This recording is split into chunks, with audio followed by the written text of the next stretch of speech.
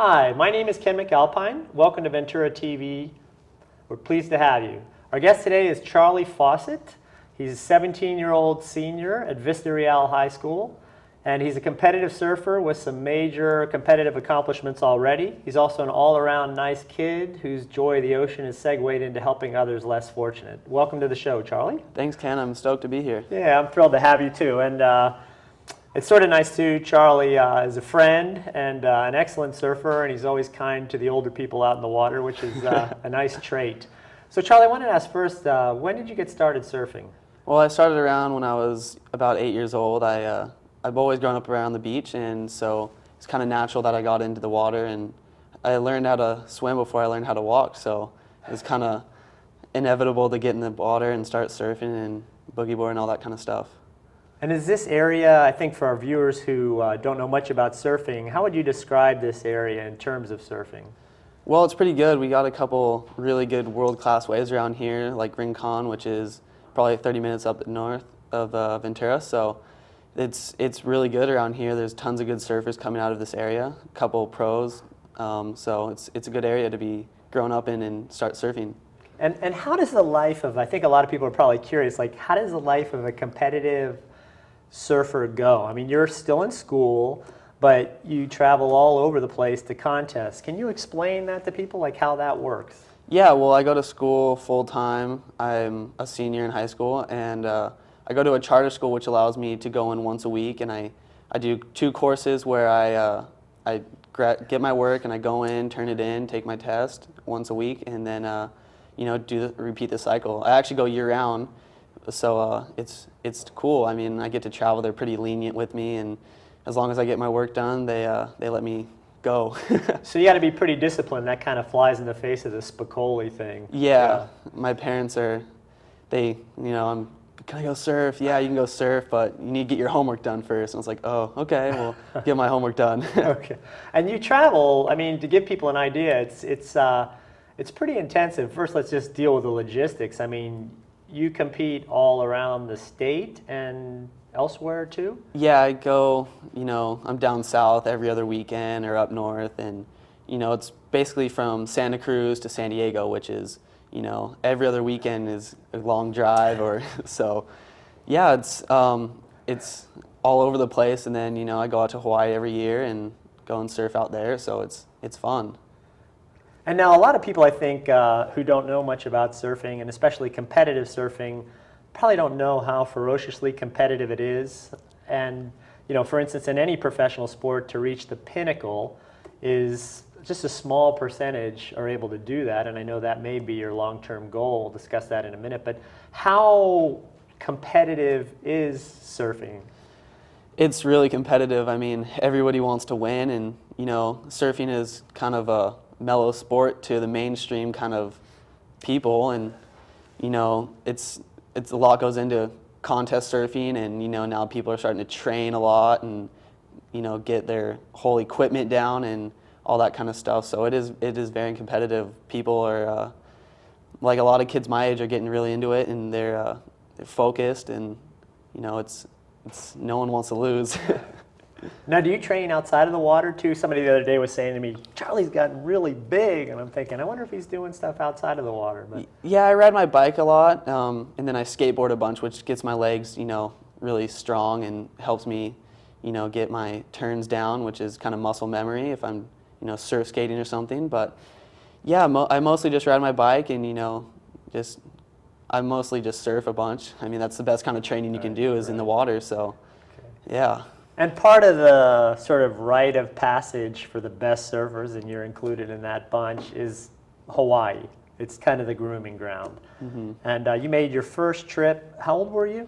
Well, I was 10. We went on the family trip, and again, I got my first real experience in surfing reefs, and it was fun. I had a great time, and I've been going every year since. And how is that? I mean, again, the viewers won't know, but any surfer who's ever touched the water realizes that Hawaii is another level, and especially breaks like Pipeline, which is famous for being a super powerful wave that breaks in really shallow water. People have died there. How would you describe that experience, Charlie? You've been out on some big days at Pipeline.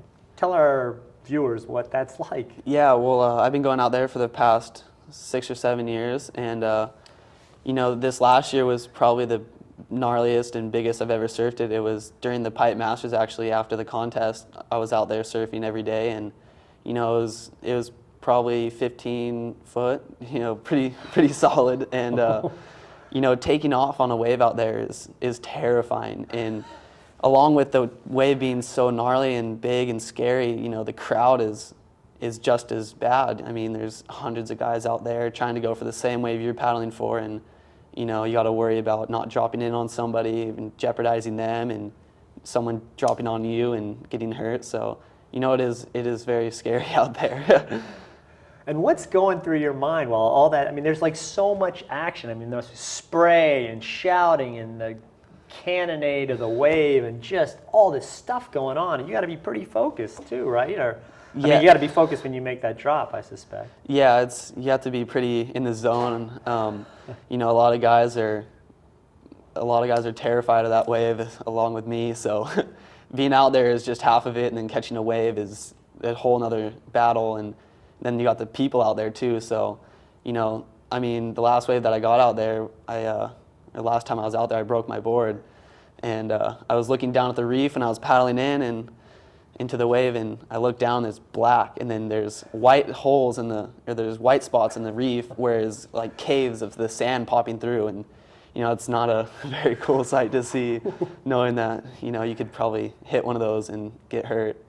And I dragged my arm across the reef and was all bloodied up, but you know, it's fun. I like it. And actually, we talked about that a little bit earlier one time, and you said that when you got out of the water, you had sort of a funny experience. I mean, you'd just been drilled, held down for a long time. I mean, not life-threatening, but enough to get your attention. And then what happened when you got out of the water? Yeah, I caught the wave and I fell and I got dragged on the reef. Came up, my board was broken, and my arm's all bloodied up, and I got out of the water and I'm like tired and all kind of disoriented, and I got on the beach, and there's, you know, the beach is lined with tourists, so all the people are just like, whoa, what happened? And I come up on the beach and I see my friend, I'm walking to him, and this guy like comes up to me, he's like, hey, can I take a picture of you with my kid and your broken board? And I'm all, oh yeah, I guess so. And you know, it was kind of funny, but I was kind of stoked. I was like, well, someone saw me eat crud, and now they want to take a picture with me. So that's funny. Well, that's going to be a scrapbook when people are leafing through it and they stop at that picture. They're going to go, what is that? Yeah. So. And you've had some big wave experiences here in Ventura, which is, again, if people aren't surfers, they probably don't realize that we can get some pretty impressive surf here too. And you had an experience, I think, at Emma Wood. And you can tell our viewers where that is, where you were fairly young. And it's interesting, you know, it is a little intimidating. Tell the viewers how that sort of unfolded. Yeah, well, I was like maybe 10 or 11 years old, and I just got into like really good surfing. I was like really into it, and I've been surfing for a while. And, you know, the swell came in, and it was like the swell of the year. It was the first big winter swell. And, you know, Emma Wood is probably 10 minutes away from Ventura North, so it's pretty close to our house, and we got the swell, and the swell hit the outside reef, which breaks only when it's big. So my friends were down at the beach, and my dad and I drove down there after he got off work, and you know, I saw the waves, and it was huge, and I was like, oh my gosh, I need to go out. And so that's what you thought? I got to go out. No ifs, ands, or buts. Fear or anything? Just. Oh, I was scared. Yeah, definitely. And the inside, which usually doesn't get too big, was closing out. It was probably 10 foot on the inside, which is like the beach break, and closing out, and so you couldn't really get through without any hassle. And so, you know, I showed up, got with my friends, talked to them for a bit, and you know, they're like, let's go out. And I was like, well, Dad, can I go? And he's all, yeah, go for it.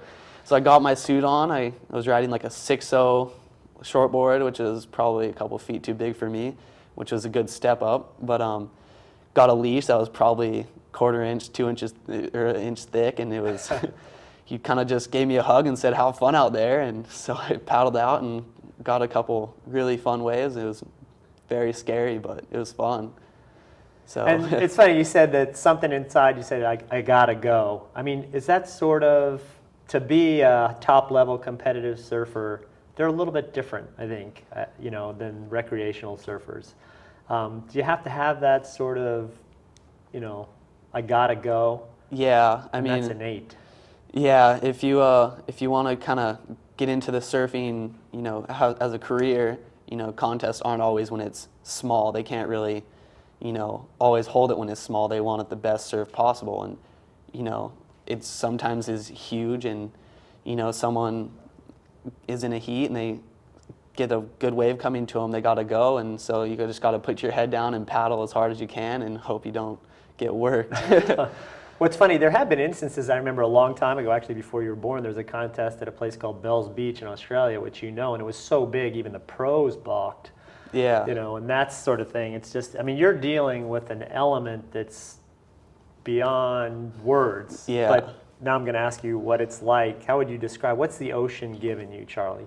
It's given me everything. It's given me fun and food. You get some fish, and then, you know, it's awesome being in the ocean every day, and it's a great all-around thing. You can swim, have a good time, and surf, and like I said, eat. And so it's given me a lot. You know, it's given me basically what I have today. I mean, if it wasn't for the ocean, I wouldn't be surfing. I wouldn't be, you know, in the position I'm at right now. And you've given back too. It's not just about you.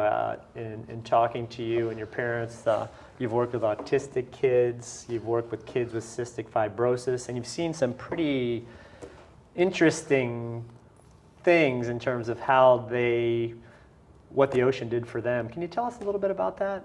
Yeah, I actually I was at a surf camp, and I was helping out with this autistic group of kids, and they came down on a bus, and you know, their whole families were there, and we all, you know, took them out surfing. And then I got this one kid who really didn't show any facial expression, hasn't really ever talked before, and I took him out boogie boarding. It was pretty small, it wasn't too big, so he had a great time. And you know, by the end of the session, we were only out for like 10 minutes, 15 minutes, and by the end he was smiling, laughing, and he ran up to his parents and started talking to them about how fun it was. And you know, it was a really moving experience, and it was awesome. It was really, really nice to be a part of.